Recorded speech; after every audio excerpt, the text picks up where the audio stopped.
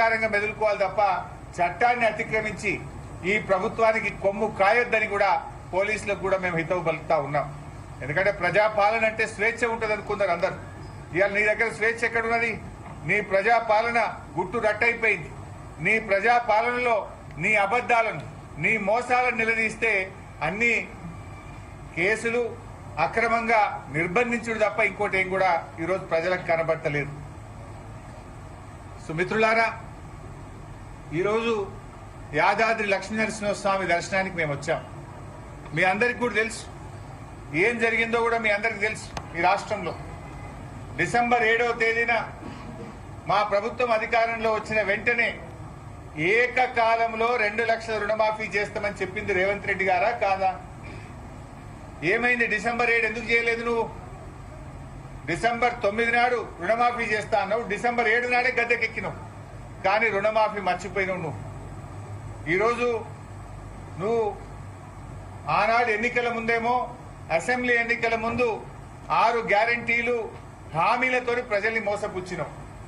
Parliament ఎన్నికలు వచ్చేసరికి నీ 6 గ్యారంటీలను హామీలు ప్రజలు నమ్ముతలేరని చివరికి ఈయన గారు దేవుడి మీద ఒట్లు పెట్టే కార్యక్రమం స్టార్ట్ చేశాడు. ఏ ఊరికి పోతే ఆ ఊరు దేవుడి మీద ఒట్టు పెట్టి దేవుడా నీ మీద ప్రమాణం చేస్తున్నా 15 ఆగస్టు లోపు రుణమాఫీ చేసి తీరుతా అని చెప్పి ఈయన గారు చెప్పుకుంటూ వచ్చిండు. దాంట్లో భాగంగా యాదాద్రి లక్ష్మీనరసింహస్వామి మీద కూడా ఒట్టు పెట్టిండు కదా. లక్ష్మీనరసింహస్వామి రైతులకు పోలీసులు నోటీసులు ఇచ్చారు ఈరోజు.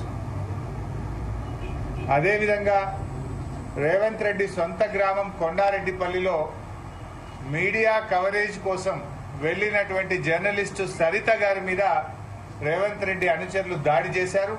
దాన్ని తీవ్రంగా మేము ఖండిస్తా ఉన్నాం.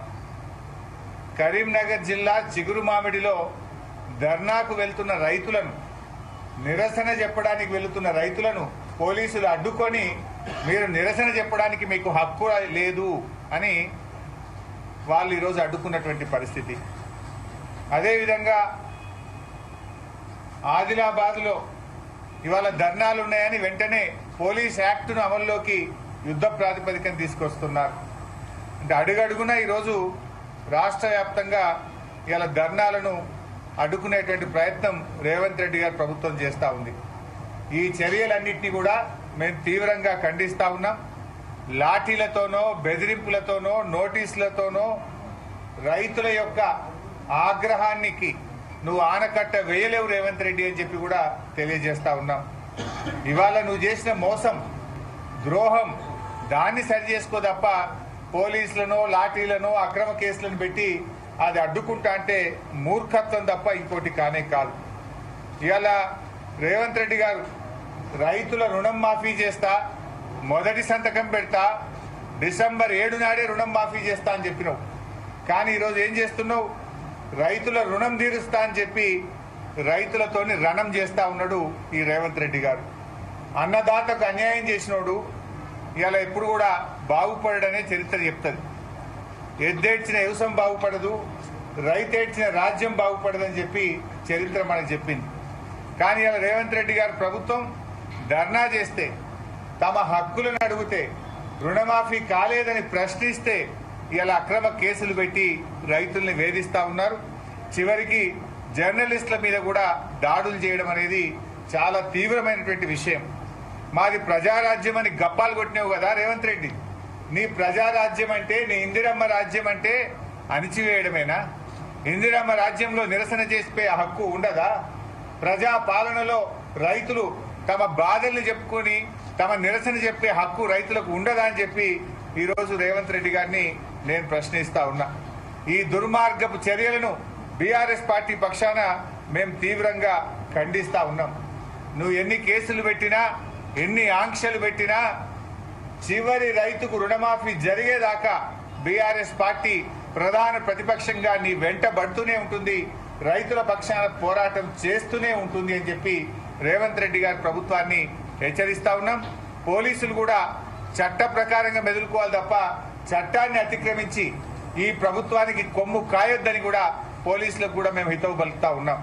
ఎందుకంటే ప్రజాపాలన అంటే స్వేచ్ఛ ఉంటుంది అనుకున్నారు అందరు. ఇవాళ నీ దగ్గర స్వేచ్ఛ ఎక్కడున్నది?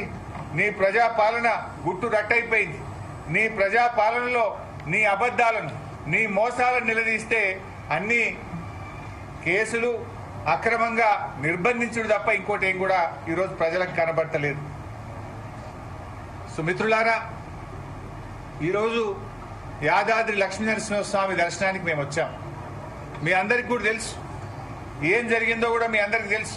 ఈ రాష్ట్రంలో డిసెంబర్ 7వ తేదీన మా ప్రభుత్వం అధికారంలో వచ్చిన వెంటనే ఏకకాలంలో 2 లక్షల రుణమాఫీ చేస్తామని చెప్పింది రేవంత్ రెడ్డి గారా కాదా? ఏమైంది? డిసెంబర్ 7 ఎందుకు చేయలేదు నువ్వు? డిసెంబర్ 9 నాడు రుణమాఫీ చేస్తా అన్నావు, డిసెంబర్ 7 నాడే గద్దెకెక్కినావు, కానీ రుణమాఫీ మర్చిపోయినావు నువ్వు. ఈరోజు నువ్వు ఆనాడు ఎన్నికల ముందేమో, అసెంబ్లీ ఎన్నికల ముందు 6 గ్యారంటీలు హామీలతో ప్రజల్ని మోసపుచ్చినావు. పార్లమెంట్ ఎన్నికలు వచ్చేసరికి నీ 6 గ్యారంటీలను హామీలు ప్రజలు నమ్ముతలేరని చివరికి ఈయన గారు దేవుడి మీద ఒట్లు పెట్టే కార్యక్రమం స్టార్ట్ చేశాడు. ఏ ఊరికి పోతే ఆ ఊరు దేవుడి మీద ఒట్టు పెట్టి, దేవుడా నీ మీద ప్రమాణం చేస్తున్నా 15 ఆగస్టు లోపు రుణమాఫీ చేసి తీరుతా అని చెప్పి ఈయన గారు చెప్పుకుంటూ వచ్చిండు. దాంట్లో భాగంగా యాదాద్రి లక్ష్మీనరసింహస్వామి మీద కూడా ఒట్టు పెట్టిండు కదా. లక్ష్మీనరసింహస్వామి తెలంగాణ కొంగు బంగారం, ఎంతో మహిమగల్ల దేవుడు. ఆయన మీద ఒట్టి పెట్టి మాట తప్పితే అది క్షమించరానటువంటి నేరం. అందుకే ఈరోజు ఆ దేవుని దగ్గరికి వచ్చినాం. ఆ దేవుడి మీద ప్రమాణం చేసి నువ్వు మాట తప్పినావు. పాలకుడే పాపం చేస్తే, పాలకుడే మాట తప్పితే ప్రజలకు, రాష్ట్రానికి అరిష్టం వాటిల్లొద్దని ఈరోజు యాదాద్రి లక్ష్మీనరసింహస్వామిని వేడుకోవడానికి వచ్చినాం. ఈ పాపాత్ముని, ఈ దుర్మార్గుణ్ణి, ఈ దివాలాకోరు ముఖ్యమంత్రిని క్షమించండి. పాపం రేవంత్ రెడ్డి చేస్తే శిక్ష ప్రజలకు పడొద్దని, ఈ తెలంగాణ ప్రజలను చూసి ఈ రేవంత్ రెడ్డిని క్షమించండి, తెలంగాణ ప్రజల్ని దీవించండి అని చెప్పి యాదాద్రి లక్ష్మీనరసింహస్వామిని మేము వేడుకున్నాం. ఆయన పాదాల చెంతకు మేమందరం కూడా రావడం జరిగింది. మీకు తెలుసు మిత్రులారా, ఏం చెప్పిండు ఆ రోజు యాదాద్రి లక్ష్మీనరసింహస్వామి మీద? ఇదే నల్గొండ జిల్లాలో భువనగిరి పర్యటనలో ఆయన గారు ఇక్కడికి వచ్చినప్పుడు ఏమన్నాడు రేవంత్ రెడ్డి గారు? అటున్న సూర్యుడు ఇటు పొడిచినా, ప్రపంచం తలకిందులైనా, ఏది ఏమైనా, ఎవడున్నా ఎవడు పోయినా 15 ఆగస్టు లోపు రుణమాఫీ చేసి తీరుతాను రేవంత్ రెడ్డి చెప్పలేదా? మరి అయిపోయింది కదా 15 ఆగస్టు. ఆనాడేమో అసెంబ్లీ ఎన్నికల ముందు డిసెంబర్ 9 నాడు చేస్తాను, పార్లమెంట్ ఎన్నికల ముందు 15 ఆగస్టులోగా రుణమాఫీ చేస్తా అని యాదాద్రి లక్ష్మీనరసింహ స్వామి మీద నువ్వు ప్రమాణం చేసింది నిజం కాదా? ఇది మోసం కాదా? ఇది రైతులకే కాదు, దైవ ద్రోహానికి పాల్పడ్డాడు రేవంత్ రెడ్డి గారు. ఈరోజు రైతులనే కాదు, దేవుణ్ణి కూడా ఇలా రేవంత్ రెడ్డి గారు మోసం చేసిండు. మరి అయిందా రుణమాఫీ? ఇలా ఏం జరిగిందో మీరందరూ చూస్తున్నారు. 15 ఆగస్టు నాడు ఖమ్మం పోయిండు, రుణమాఫీ అయిపోయింది, హరీష్ రావు వాగుల దుంకు అన్నాడు, రాజీనామా చెయ్యి అన్నాడు. నేను అట్లా మాట్లాడను, నాకు విజ్ఞత ఉంది, నాకు సంస్కారం ఉంది. రేవంత్ రెడ్డి నువ్వు మాట తప్పితే ప్రజలే నీ సంగతి చూసుకుంటారు. ప్రజల పక్షాన పోరాడడం నాకు తెలుసు, మాట మీద నిలబడడం నాకు తెలుసు. ఎమ్మెల్యే పదవికి కేసీఆర్ గారు ఆదేశిస్తే 2 సార్లు రాజీనామా చేసిన, మంత్రి పదవికి కూడా రాజీనామా చేసిన చరిత్ర మాకుంది. నువ్వు మోసం చేసే చరిత్ర నీది, పార్టీలు మారిన చరిత్ర నీది, కొడంగల్లో ఓడిపోతే రాజకీయ సన్యాసం తీసుకుంటా అని మాట తప్పిన చరిత్ర నీది, దేవుడి మీద ప్రమాణం చేసి 15 ఆగస్టు నాడు రుణమాఫీ చేస్తా అని దేవుళ్లను కూడా మోసం చేసిన చరిత్ర రేవంత్ రెడ్డిది. అయితే రేవంత్ రెడ్డి గారేమో రుణమాఫీ అయిపోయింది అంటాడు, వాళ్ళ మంత్రులేమో నోటికి వచ్చినట్టు తలా ఒక మాట మాట్లాడుతున్నారు. మీరే సాక్ష్యం. జర్నలిస్టులు ఉత్తమ్ కుమార్ రెడ్డి గారు ఈ మధ్య ఒక ప్రెస్ మీట్ పెట్టిండు 15 ఆగస్టు తర్వాత. పెట్టి ఆయన గారు ఏమంటాడంటే, రాష్ట్రంలో ఇంకో 17 లక్షల మంది రైతులకు రుణమాఫీ జరగవలసింది పెండింగ్ లో ఉంది అని ఉత్తమ్ కుమార్ రెడ్డి మంత్రి గారు చెప్పిండు. పొంగులేటి శ్రీనివాసరెడ్డి రెవెన్యూ మంత్రి ప్రెస్ మీట్ పెట్టిండు. ఆయన ఏమంటాడు, ఇక రుణమాఫీ పూర్తి కాలేదు, ఇంకో 12,000 కోట్ల రూపాయలు ఇచ్చేది ఉంది, త్వరలోనే ఆ 12,000 కోట్లు విడుదల చేస్తాము అని పొంగులేటి శ్రీనివాసరెడ్డి మంత్రి గారు చెప్తాడు. నిన్న వ్యవసాయ మంత్రి తుమ్మల నాగేశ్వరరావు గారు ఖమ్మంలో చెప్పారు, రాష్ట్రంలో 42 లక్షల మంది రైతులకు 31,000 కోట్ల రుణమాఫీ జరగవలసింది ఉన్నది. మేము ఇప్పటిదాకా 22 లక్షల మందికి 17,000 కోట్లు మాత్రమే చేశాము అంటున్నాడు. రుణమాఫీ అయిపోయిందని ముఖ్యమంత్రి అంటాడు. 17 లక్షల మందికి చేసేది ఉందని పొంగులేటి గారు, ఉత్తమ్ కుమార్ రెడ్డి గారు, పొంగులేటి గారు 12,000 కోట్లు ఇచ్చేది ఉందని, ఇక తుమ్మల గారేమో 42 లక్షలకు బదులు మేము 22 లక్షలకే చేసినాం. ఆ చేసిన 22 లక్షల్లో కూడా ఓ 2 లక్షల మందికి బ్యాంకుల పైసలు జమ కాలే, వాపసు వచ్చినాయని కూడా ఈ విషయం కూడా వ్యవసాయ మంత్రి చెప్పిండు. అంటే 42లో ఇప్పుడు ఎంతమందికి అయినట్టు? 20 లక్షల మందికి అయింది. అయింది తక్కువ, కాంది ఎక్కువ. ఇది నేను చెప్తలేను, వ్యవసాయ మంత్రి తుమ్మల గారు చెప్పిన మాట. 42 లక్షల్లో 20 లక్షల మందికే రుణమాఫీ అయింది. కానోళ్ళు 22 లక్షలు. అంటే 46% మాత్రమే జరిగింది. ఇంకా 54% రుణమాఫీ బాకే ఉంది. అంటే దేవుళ్ల మీద ప్రమాణాలు చేసి రైతుల్ని మోసం చేసిన ప్రభుత్వం ఈరోజు ఈ కాంగ్రెస్ ప్రభుత్వం, ఈ ముఖ్యమంత్రి రేవంత్ రెడ్డి గారు. ఇది నేను చెప్తుంది కాదు కదా, నీ మంత్రులే చెప్తున్నారు. ఒక ఆయన 12,000 కోట్లు ఇవ్వాలంటుండు, ఒక ఆయన 17 లక్షల మంది రైతులకు ఇంక ఇచ్చేది ఉన్నదంటుండు, ఇంకొక ఆయన ఏమో 42 లక్షల్లో 20 లక్షల మందికే ముట్టింది, ఇంక 22 లక్షల మందికి ముట్టలేదు అంటుండు. మరి దీన్ని బట్టి ఎవరు రాజీనామా చేయాలి? రేవంత్ రెడ్డి గారు, నీకు నీతి నిజాయితీ ఉంటే బహిరంగంగా తెలంగాణ ప్రజలకు క్షమాపణ చెప్పు. తెలంగాణలో నువ్వు ఒట్టు పెట్టిన దేవుళ్ళ దగ్గరికి పోయి ప్రాయశ్చిత్తం చేసుకో. దేవుడా నన్ను క్షమించు, నేను తప్పు చేసినా, నేను తొందరపడి నీ మీద ప్రమాణం చేసినా దయచేసి నన్ను క్షమించని ప్రాయశ్చిత్తం చేసుకో. కనీసం ఆ దేవుడన్న నిన్ను క్షమిస్తాడు, ఆ దేవుడన్న నిన్ను క్షమిస్తాడు. నువ్వు ప్రాయశ్చిత్తం చేసుకోవు గనుకనే ఇలా మేం బయలుదేరి ఇక్కడికి రావడం. దేవుడా, మా ముఖ్యమంత్రి నిన్ను మోసం చేసిండు, నీ మీద ఒట్టు పెట్టి ప్రమాణం చేసిండు. ఈ పాపాత్ముడు, ఈ అబద్ధాల కోరు, ఈ దగాకోరు, ఈ దివాలా కోరు ముఖ్యమంత్రిని క్షమించండి. తెలంగాణ ప్రజలకిచ్చిన మాట తప్పిండు. కనీసం దేవుడా లక్ష్మీనరసింహస్వామి, తెలంగాణ ప్రజల ముఖం చూసి ఈ పాపాత్ముని ముఖ్యమంత్రిని క్షమించు, తెలంగాణ ప్రజల్ని దీవించు అని ఆ లక్ష్మీనరసింహస్వామిని వేడుకున్నాం. ఎందుకంటే పాలకుడే పాపం చేస్తే అది ప్రజలకు అరిష్టం జరిగే అవకాశం ఉంటుందని కొంతమంది బ్రాహ్మణులు నాకు చెప్పింది. పాలకుడు పాపం చేస్తే రాష్ట్రానికి ప్రజలకు అరిష్టం చుట్టుకుంటారు సార్ అంటే, ఈ ప్రజలకు అరిష్టం కలగద్దు, ప్రజలకు నష్టం జరగద్దు, ఈ పాపం చేసిన ముఖ్యమంత్రిని క్షమించు, తెలంగాణ ప్రజల్ని కాపాడు లక్ష్మీనరసింహస్వామి అని ఆ దేవుణ్ణి వేడుకోవడం కోసం మేము ఇక్కడికి వచ్చాం. అదే సమయంలో ఆ దేవుణ్ణి కోరాం, దేవుడా ఈ ముఖ్యమంత్రి అందరినీ మోసం చేసిండు. వడ్లకు బోనస్ ఇస్తా అన్నాడు, 10% పండే సన్నాలకు బోనస్ అని మోసం చేసిండు. అన్ని రకాల పంటలకు బోనస్ వచ్చేదాకా, రైతులందరికీ రుణమాఫీ జరిగేదాకా, రైతు భరోసా కింద ప్రతి రైతుకు 7,500 వచ్చేదాకా పోరాడే శక్తిని మా బీఆర్ఎస్ పార్టీకి, మా నాయకులకు, మా కార్యకర్తలకు అందించని ఆ లక్ష్మీనరసింహ స్వామిని మేము వేడుకున్నాం. మేము వదిలిపెట్టాం, ఈ ప్రభుత్వాన్ని వదిలిపెట్టాం. మా కృష్ణారావు అన్న రాంగా చెప్తున్నాడు, మా కుక్కట్పల్లి ఎమ్మెల్యే గారు, వాళ్ళ వార్డుల్లో పర్యటిస్తే మహిళలు అడుగుతున్నారట, ఇంకెప్పుడు ఇస్తాడు 2,500 ఈ ముఖ్యమంత్రి అని మహిళలు అడుగుతున్నారట.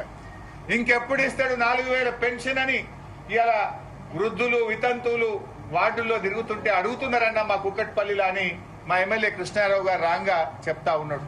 నువ్వే చెప్పినావు కదా 100 రోజుల్లో 6 గ్యారెంటీలు అమలు చేస్తామని బాండ్ పేపర్ల మీద రాసిచ్చి కాళ్ళేళ్లు పట్టుకున్న మీరు ఇవాళ 100 రోజులు అయిపోయి 300 రోజులకు దగ్గర వచ్చినా మీలో చెల్లడం లేదు. మీదంతా మోసం, దగ ఇవాళ ప్రజలకు అర్థమైంది. అయితే మోసాలు చేసిన కాంగ్రెస్ నాయకుల్ని గతంలో చూసినాం, కానీ రేవంత్ రెడ్డి మాత్రం ఆ దేవుణ్ణి కూడా మోసం చేసిండప్ప. మోసం ప్రజల్ని చేసిన కాంగ్రెస్ నాయకులు చూసినాం, కానీ ఈయన ప్రజల్ని చేసిండు, చివరికి దేవుళ్లను కూడా మోసం చేసిండప్ప. ఈ ఘనత రేవంత్ రెడ్డి చరిత్ర నిలిచిపోతాడు. అందుకే నేను ఇప్పటికైనా కోరుతున్నాం, నువ్వు ప్రాయశ్చిత్తం చేసుకో. ఆ దేవుళ్ళ దగ్గరికి పోయి చేసిన పాపానికి నువ్వు ప్రాయశ్చిత్తం చేసుకుంటే కనీసం ఆ దేవుడు నిన్ను క్షమిస్తాడు. ఇప్పటికైనా తెలంగాణ ప్రజలకు క్షమాపణ చెప్పు. నేను మొన్న కూడా అడిగిన, నీ మంత్రులు తలా రకంగా మాట్లాడుతున్నారు, నువ్వేమో రుణమాఫీ అయిపోయింది అంటున్నావు. వైట్ పేపర్ రిలీజ్ చేయి. అసలు ఎంతమంది రైతులకు రుణం ఉన్నది, నువ్వు ఎంతమంది రైతులకు ఇచ్చినావు, ఇంకా ఎంతమంది రైతులకు ఇవ్వాలి, ఎంత డబ్బు ఇవ్వాలి, నువ్వు ఒక వైట్ పేపర్ రిలీజ్ చేయి. నువ్వు నిజంగా రుణమాఫీ అయిపోయి ఉంటే బ్యాంకుల దగ్గర రైతులు ఎందుకు పడిగాపులు కాస్తున్నారు? వ్యవసాయ శాఖ అధికారుల చుట్టూ కాళ్ళ చెప్పులు ఎరిగేటట్టు రైతులు ఎందుకు తిరుగుతా ఉన్నారు? రాష్ట్ర వ్యాప్తంగా నీ దిష్టి బొమ్మలు ఎందుకు తగలబెడతా ఉన్నారు? రాష్ట్ర వ్యాప్తంగా రైతులు రోడ్ల మీదకి వచ్చి ఎందుకు ధర్నాలు చేస్తున్నారు? నీ మంత్రులు కవరింగ్ కోసం ఇక ఇస్తాం ఇక కాలేదు, పూర్తి కాలే, ఇస్తామని చెప్పి నీ మంత్రులే ఎందుకు మాట్లాడుతున్నారు? అంటే నువ్వు 15 ఆగస్టు లోపు చేస్తా అని చెప్పి ఇవాళ రైతుల్ని మోసం చేసినావు. నువ్వు రైతు భరోసా కింద గతంలో కేసీఆర్ గారు 7,500 కోట్లు ఇచ్చేవాడు. ఇవాళ ఆ 7,500 కోట్లు కూడా ఇవాళ ఆగస్టు నెలాఖరికి వచ్చినా ఇంతవరకు నువ్వు ఇయ్యలే. అది ఎప్పుడు ఇస్తావు మరి? ఎంతో మంది చిన్న సన్నకారు రైతులు ఇవాళ అప్పులు చేసుకునే పరిస్థితి వచ్చింది. నిజంగా 2 లక్షల పైన ఉన్న వాళ్ళ మీద ఈ ప్రభుత్వానికి క్లారిటీ లేదు. ఇవాళ ఉదయం నా మొబైల్కి ఒక రైతు మెసేజ్ పెట్టిండు, అన్నా నాకు 6 లక్షల అప్పు ఉన్నది, 2 లక్షలు మాఫీ చేయమంటే 4 లక్షలు కట్టమంటున్నారు. ఈ 4 లక్షలు నేను ఏడికెళ్ళి తేవాలన్నా, 3 రూపాయల వడ్డీకి తేవాలన్నా, 4 రూపాయల వడ్డీకి తేవాలన్నా? వడ్డీ వ్యాపారులు కూడా ఎవరు ఇచ్చే పరిస్థితి లేదు. ఇప్పుడు నేను అప్పు మాఫీ కోసం కొత్త అప్పు చేయాల్సిన పరిస్థితి వచ్చిందని 2 లక్షల పైన అప్పున్నటువంటి రైతులు వాపోతున్నటువంటి పరిస్థితి. నువ్వు ఇస్తానని 2 లక్షలు ఇచ్చేయి, నువ్వు ఆ కట్టుమనే నిబంధన ఎందుకు పెడతా ఉన్నావు? కట్టుమనే నిబంధన పేరు మీద రైతులను మళ్ళీ 3 రూపాయలకు 4 రూపాయలకు బయట అప్పులు తెచ్చుకునే పరిస్థితి ఎందుకు కల్పిస్తా ఉన్నావు? నువ్వు ఇచ్చిన మాట ప్రకారంగా రైతులందరికీ, అర్హులైన వాళ్ళందరికీ ఆ 2 లక్షలు ఇచ్చి నీ యొక్క నిజాయితీ నిరూపించుకో. నువ్వు మొత్తం కట్టమంటే ఆడికెళ్ళి కట్టాలి. వాళ్ళు రేషన్ కార్డు నిబంధన పెట్టి కోత పెట్టినావు, ఇన్కమ్ ట్యాక్స్ నిబంధన పెట్టి కోత పెట్టినావు. చిన్న ఉద్యోగులకు, ఆర్టీసీ కార్మికులు, సింగరేణి కార్మికులు, ఉపాధ్యాయులు, రిటైర్డ్ ఉద్యోగులకు కూడా ఆపినావు కదా.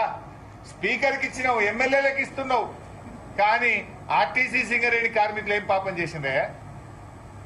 చిన్న వాళ్ళని ఇబ్బంది పెడతావు, వాళ్ళకెందుకు రుణమాఫీ చేయవు? చేసిన రుణమాఫీ కూడా ఆ చేసిన 20 లక్షల మంది రైతులకు చేసిన 17,000 కోట్లు కూడా పూర్తిగా చేయలే. మీరే సాక్ష్యం. మీరు ఏ రైతునని అడగండి.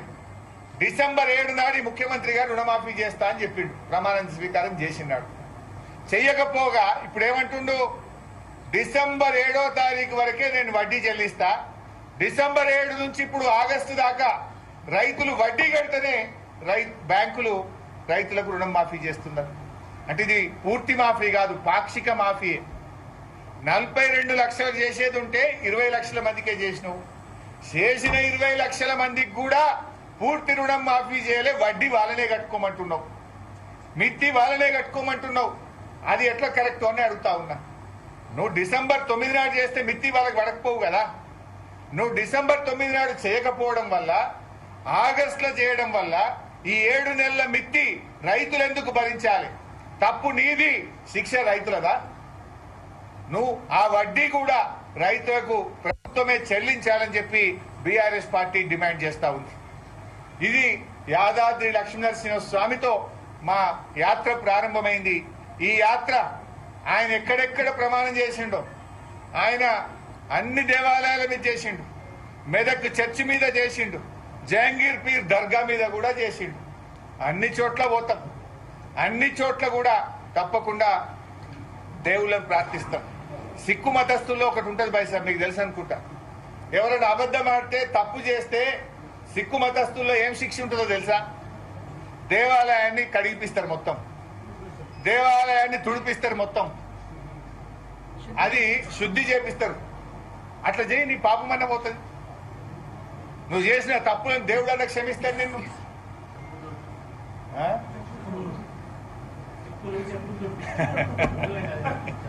సో ఇది దయచేసి మీరు గమనించండి. జర్నలిస్ట్ మిత్రులు మీరు కూడా ఆ రోజు కవరేజ్ చేసింది కదా సీఎం గారి మీటింగ్. మీరు ఆనాడు లక్ష్మీనరసింహస్వామి సాక్షిగా ఆయన ఏం మాట్లాడిండో ఆ వీడియో పెట్టుండి, ఇవాళ నేను మాట్లాడిన వీడియో పెట్టండి. ఇవాళ వాళ్ళ మంత్రులే చెప్తున్నారు కదా బై సార్. బట్టి విక్రమార్క ఉప ముఖ్యమంత్రి గారు ఏమంటుంది తెలుసా? మేము ఇచ్చినాం కానీ బ్యాంక్ వాళ్ళు ఇస్తలేరు అంటాడు. వెరైటీ ఉందని ఇల్లుగా ఉప ముఖ్యమంత్రి ఏమో మేము రుణమాఫీ చేసినాం, బ్యాంక్ వాళ్ళు ఇత్తలేరు అంటాడు. పొంగులేటేమో ఆయన ఇంకా 12,000 కోట్లు ఇచ్చేది ఉంది అంటాడు. ఉత్తమ్ కుమార్ రెడ్డి ఏమో 17 లక్షల మంది రైతులకు ఇచ్చేది ఉంది అంటాడు. వ్యవసాయ మంత్రి ఏమో ఇంకా 22 లక్షల మందికి ఇచ్చేది ఉంది అంటాడు. మరి ఎవరిని నమ్మాలి? ఇది ప్రభుత్వమా? ఏం చేస్తున్నారు మీరు? గారెడ్ చేస్తుండ్రా అని నేను అడుగుతా ఉన్నా. ఇంకా ఈ సందానికి నన్ను రాజీనామా చేయమంటారు. నేనేం చేసినే? రైతులకు చెప్పింది అమలు చేయన్న. నీ మేనిఫెస్టోలో రాసింది, ఎలక్షన్లలో ఊరూరికి నువ్వు ఊదరగొట్టింది, గది అమలు చేయమని నేను అడిగిన. అసెంబ్లీ ఎన్నికల ముందేమో హామీలు, బాండ్ పేపర్లు, గ్యారెంటీలు. పార్లమెంట్ ఎన్నికల ముందేమో దేవుళ్ల మీద ఓట్లు. ఇప్పుడేమో లాఠీలు, అక్రమ అరెస్టులు, నోటీసులు, కేసులు. ఇది రేవంత్ రెడ్డి నిజ స్వరూపం. Thank you.